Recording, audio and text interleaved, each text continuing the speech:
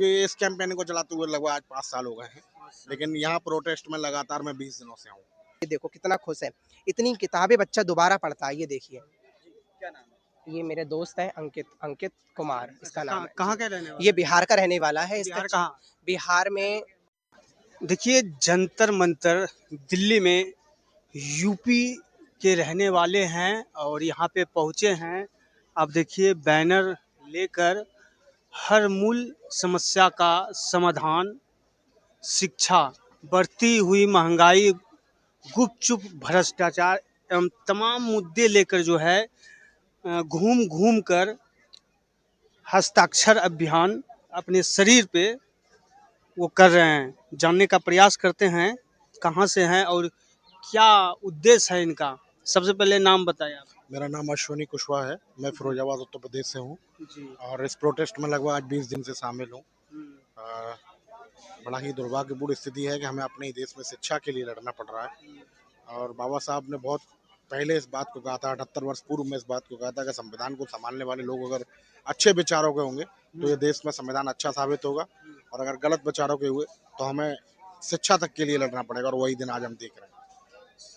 क्या क्या लेके आए ये हैं, कोई क्या क्या विशेष मुद्दा मुद्दा है नहीं है, इस आपका? देश के फ्यूचर के लिए, इस देश के बेहतर भविष्य के लिए जो कि यूथ से बिलोंग करता है, हम्म, इस देश का 70 बहुसंख्यक बल रखने वाला युवा, उस देश की भविष्य के लिए बात हो रही है, यानी कि इस देश के भविष्य के लिए बात हो रही है। एजुकेशन जब तक प्रायोर नहीं होगा, समान शिक्षा प्रणाली के अनुपात में नहीं होगा, समान शिक्षा पाठ्यक्रम के अनुपात में नहीं होगा, तब तक इस देश का उत्थान होना संभव नहीं है। तो एक छोटा सा विचार था जिस आशा और उम्मीद के साथ 2014 में इस देश की जनता ने मोदी जी को समर्थन किया था, उस पर मोदी जी खड़े नहीं उतरे। तो लॉकडाउन की अवधि में मुझे लगा कि उनको जिस एक्सपेक्टेशन से देख रहे थे तो लोग इस देश के मजदूर, गरीब, शोषित वंचित तबके को जिस तरीके से पलायन करना पड़ा और पलायन के समय भी शासन सत्ता का जो प्रहार देखने को मिला, उस प्रहार के चलते मुझे कुछ बातें याद आई थी और उस समय भी मैंने प्रोटेस्ट किया था। उस समय तो मोदी जी का पुतला तक दहन किया था मैंने, लेकिन चूंकि वो मोदी जी का पुतला दहन करने का एक बहुत विशेष विकल्प ये भी था कि जब से ये सरकार में आए हैं तो जो जिस भी किसी भी कृत्य का अगर कोई श्रेय लेना होता है तो चिन्हित 4-6 नाम ही नजर आते हैं, जिसमें मोदी जी हैं, अमित शाह जी हैं, राजनाथ जी हैं, है ना, उत्तर प्रदेश योगी आदित्यनाथ जी हैं। तो मुझे लगता है जब ये चिन्हित चेहरे ही इस देश के भाग्य के विधाता हैं तो फिर अच्छे कर्मों के लिए अगर इनको श्रेय मिलेगा तो इस देश में हो रहे गलत वाक्यों के लिए भी इन्हीं को श्रेय मिलेगा। तो उसी उदाहरण के तहत मैंने एक स्लोगन विशेष में पूरी बात रखना चाहिए थी, कम शब्दों में पूरी बात, जिसमें शुरुआत ये हुई थी कि बढ़ती हुई महंगाई, गुपचुप भ्रष्टाचार है, ना ही अच्छी शिक्षा है, ना ही रोजगार है, इन्हीं सब मुद्दों पर बनती ये सरकार है। गरीब बेचारा क्या करे, वो तो बस लाचार है। गरीब बेचारा क्या करे, वो तो बस लाचार है। इनसे जो सवाल करे इनसे जो सवाल करे उसे कहते ही गद्दार है। इनसे जो सवाल करे उन्हें उसे कहते ही ये गद्दार हैं। और कुछ समय पहले जब मैं इस प्रोटेस्ट में आया था, जब ये शुरू हुआ था और शुरू होते होते जब 8-10 दिन हो गए थे तो मैंने एक लाइन ये भी दी थी कि डरपोक विपक्ष पूरा चुप बैठा है।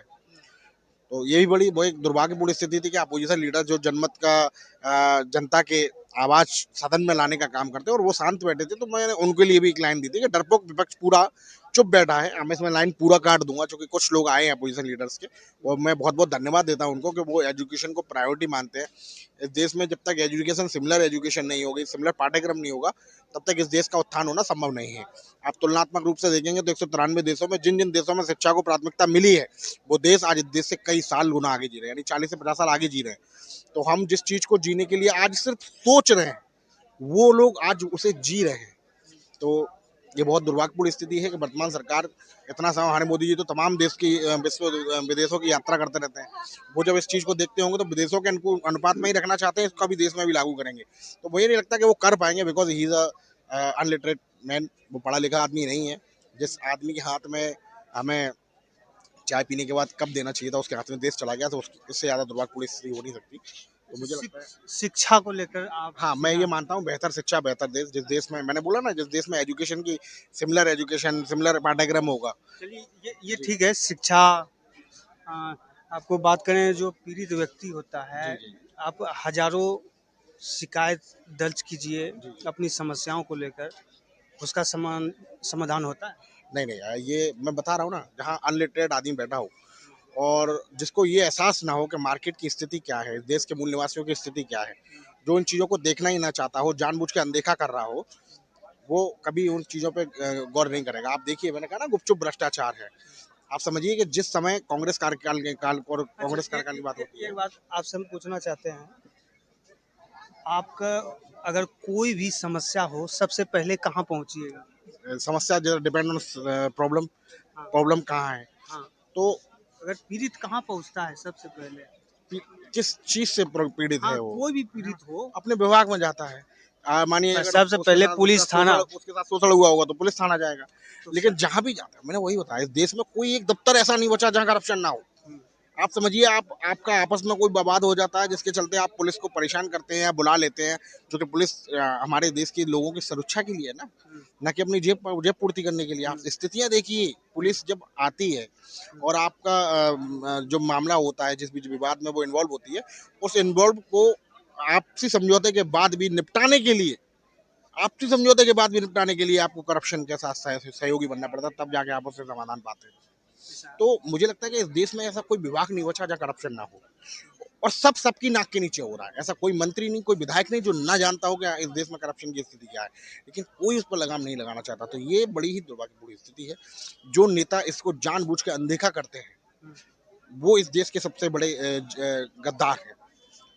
इस अच्छा, देश आप घर से निकले कैसे यहाँ पे पहुँचे?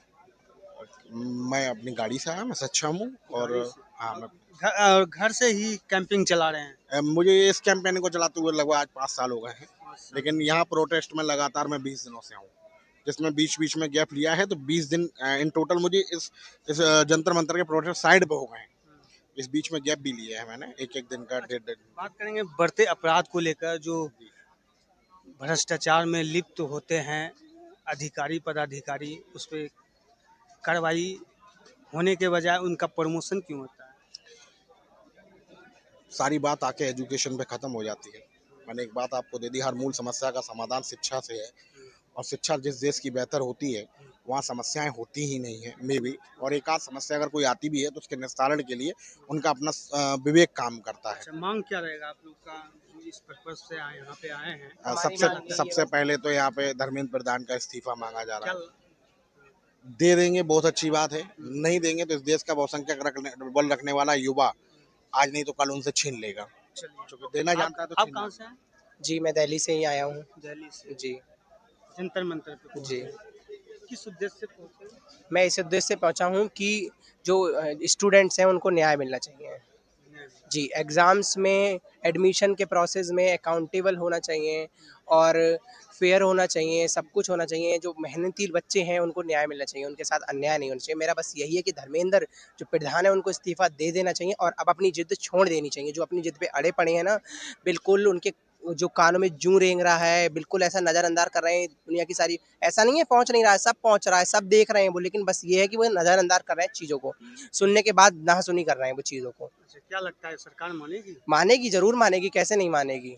मानना पड़ेगा, मानना पड़ेगा। और मेरा यही है बस आपके चैनल के माध्यम से कि जितना लोग आ सकते हैं 20 तारीख को आइए, ज़्यादा से ज़्यादा संख्या में जितना हो सकता है उतने लोग आइए। जितने लोग होंगे उतनी एकता होगी और उतना साहस बढ़ेगा लोगों का। इन लोगों से पूछिए, जो बूढ़े लोग हैं यहाँ पे, मैं कल से आके देख रहा हूँ, बूढ़े लोग हैं, बुजुर्ग लोग हैं, विकलांग लोग आए हुए हैं। उनसे पूछो कि गर्मी, घर पे बैठ के लोगों को लग रहा है बहुत ईज़ी है प्रोटेस्ट। यहाँ आकर देखो गर्मी में कैसे रात भर लोग मच्छरों में रह रहे हैं, कैसे कर रहे हैं, रात अपना कैसे सर्वाइव कर रहे हैं, सिर्फ पानी के हंगर स्ट्राइक रखे हैं, 19-19 दिन से भूखे हैं लोग। लोगों को सिर्फ मजाक लग रहा है उनको। अभी कुछ नहीं हो रहा है, अगर कुछ हो गया तो फिर आगे बड़ा एक्शन ही लेगी इस जनता। जी। क्या नाम है आपका? जी, मेरा नाम सत्यम गंगवार है। मैं नीट का छात्र हूँ। मैंने इस बार एग्जाम, मेरा दोस्त, मैं कोटा रहा था, मेरा दोस्त, उसके 3 मई वाले में 610 नंबर आ रहे थे, 610 नंबर, और अब उसके 450 नंबर आ रहे हैं। मैं आपको उसका फोटो दिखाता हूँ। वो इतना डिप्रेशन में जा चुका था, वो कॉल पे, वो बंदा मेरी कॉल पे रोया था, मेरे कॉल पे। मैं आपको उसका फोटो दिखाता हूँ जस्ट। अभी भी वो कोटा में है, उसको वो इतना डिप्रेशन में जा चुका था कि वो अपने घर वालों से भी बात नहीं कर पा रहा था। अपने घर वालों से, जो बंदा अपने घर वालों से बात नहीं कर पा रहा है, आप उसकी हालत समझ सकते हैं क्या रही होगी, और सिर्फ एक एग्जाम के चक्कर में। और उसने मुझे कॉल किया था, सत्यम, कि इस बार मेरा हो जाएगा। अच्छा, हाँ, उसने कहा था कि सत्यम इस बार मेरा हो जाएगा। ये देखो, आपको अगर लग रहा होगा, ये देखो कितना खुश है। इतनी किताबें बच्चा दोबारा पढ़ता है, ये देखिए। क्या नाम है? ये मेरे दोस्त हैं, अंकित अंकित कुमार अच्छा, इसका नाम है कहाँ जी। का रहने वाला ये है? बिहार का रहने वाला है। बिहार कहाँ? बिहार में एक स्पेसिफिक जगह नहीं पता है मुझे, लेकिन मेरे साथ कोटा रह के पढ़ा था, इसका 600 मार्क्स बन रहा था। इसने 2 दिन बाद रिजल्ट चेक किया था और ये 21 जून वाले में इसके 450 नंबर आ रहे हैं। अब उस बच्चे से बताइए वो बच्चा क्या करे? उसने फिर भी इतनी किताबें दोबारा पढ़ना, दोबारा वही सब रिपीट करना, उन बच्चों से पूछो जिनके 630 नंबर, 640 नंबर आ रहे थे, वो ये मान के बैठे थे कि अब हमारा सिलेक्शन हो जाएगा, हम इस इस लूप से निकल जाएंगे, इस चीज से हम बाहर निकल जाएंगे, उनको फिर दोबारा वही सब पढ़ना पड़ेगा। इन लोगों को तो एजुकेशन सिस्टम को मजाक बना के रख दिया है, मजाक, बिल्कुल मजाक। सीबीएसई बोर्ड का रिजल्ट इतना गंदा चेक कर रही है, सबको एक लाइन से सारे सेम नंबर दे दिए। बस मेरी तो सबसे बड़ी डिमांड ये है कि धर्मेंद्र प्रधान से अपनी कुर्सी सुधर संभल नहीं रही है, बस इस्तीफा देके और अलग हट जाओ बस। अच्छा, अगर इस्तीफा देंगे क्या शिक्षा विभाग में सुधार होगा? जरूर होगा, इस्तीफा दें और एक ऐसे इंसान को चुने कि जो सुधार लाए इन सब चीजों में। एजुकेशन सिस्टम में गवर्नमेंट स्कूल देखो आप जाके जरा, रूरल एरियाज के टीचर्स को ही कुछ नहीं आ रहा है। टीचर्स को उनके कायदा लेके बच्चों के कायदे से ही पढ़ा रहे हैं, बच्चों को जो बच्चे किताब लेके जा रहे हैं उनके कायदे से उनको पढ़ा रहे हैं। ये है एजुकेशन सिस्टम।